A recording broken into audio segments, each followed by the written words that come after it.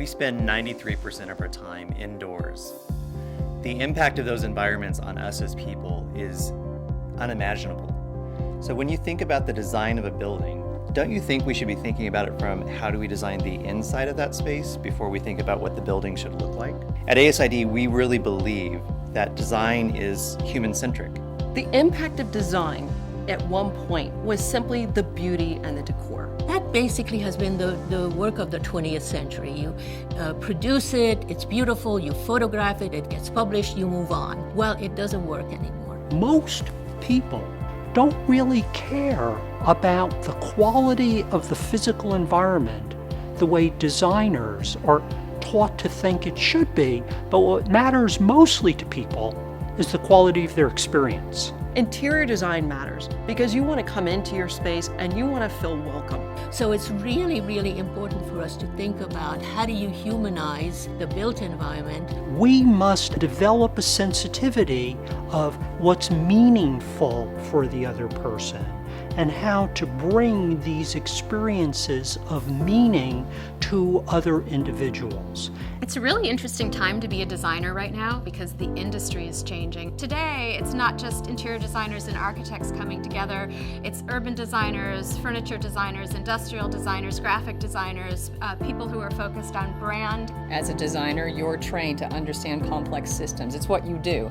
And you're required as a designer to bring disparate voices together to create a path forward and to balance all of those competing interests to create something better than the individual interests would have offered.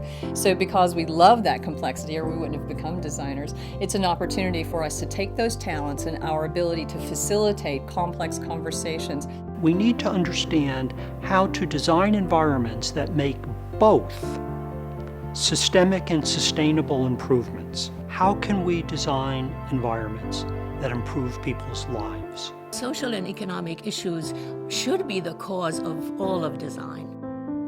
Resiliency has taken on greater emphasis recently because there have been so many acute events in which designers have had to help with the response. We know that storms will become more severe. The range of weather patterns will become more extensive. Having a resilient strategy will allow us to deal with those acute or chronic issues and bounce back. Sustainability in terms of interior design is a beginning of a conversation about the environment, about materials, about quality of life, about health. And we are now on to well-being and earth health and human health. Medical knowledge and experiments and neuroscientists and optical science and environmental psychology and understanding of how people respond to place can inform design decisions and ultimately to make better places for people. In generative space design, there is no end to the project. It is a continual learning and improvement experience because as people begin to use it, it's very useful to go back and say, well, how is this working? And can we make a further adjustment to it based on your experience? Design can impact your health, your family's health, and more importantly, the place you live.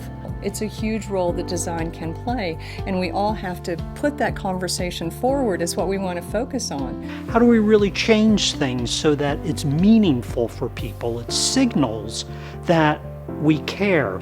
Design transforms lives, and we see it in people healing faster and getting out of the hospital faster. We see it in increases in productivity in an office setting, which are really just sort of a placeholder for people's well-being. So design really, really matters to people's life, to our well-being. It's fundamental.